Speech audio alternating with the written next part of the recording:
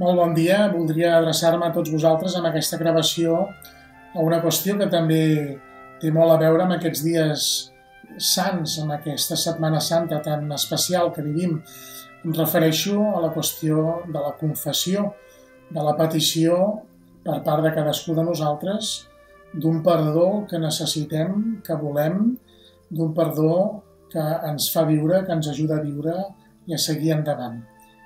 Reconèixer el nostre pecat, reconèixer les nostres mancances, les nostres incongruències o les nostres immadureses no sempre és fàcil. Reconeixem també quin bé ens fa, quina necessitat tenim de rebre l'estimació d'algú, una estimació incondicional. Us parlo d'un Déu que, tal com coneixem per les lectures d'aquests dies, però sobretot per la pròpia experiència, és un Déu lent per al càstig, ric en l'amor, un Déu que es desfà per venir-nos a trobar, es desfà per estar sempre a prop nostre i de cap de les maneres no s'ha cansat, ni es cansa ni es cansarà mai de nosaltres.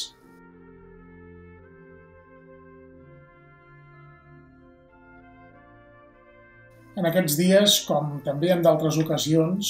el que ens proposem és d'entrar dins de cadascú de nosaltres per poder no només meditar o reflexionar, sinó també sospesar quines són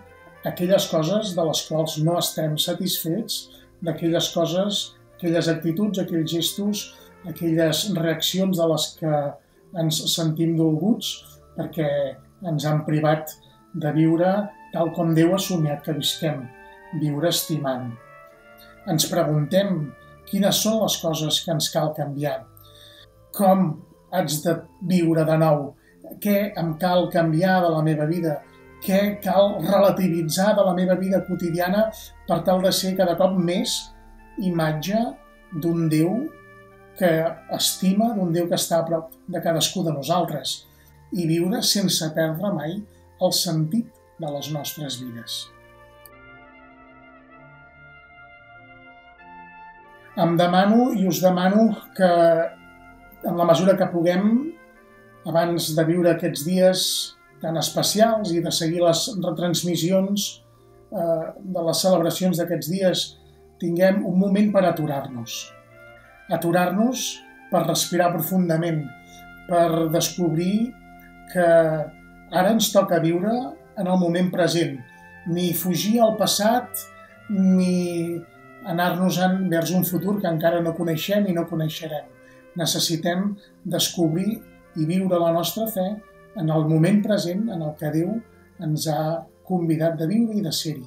I davant de la impossibilitat de viure el sagrament del perdó, o com diuen alguns també, la festa de la reconciliació, doncs us demano i em demano que puguem viure molt d'acord aquesta petició. Senyor, vos em coneixeu, vos ho sabeu tot, de mi ho sabeu tot i m'estimeu tal com sóc. Acolliu la meva petició de perdó, acolliu la meva esperança de viure reconciliat amb vos i amb els germans.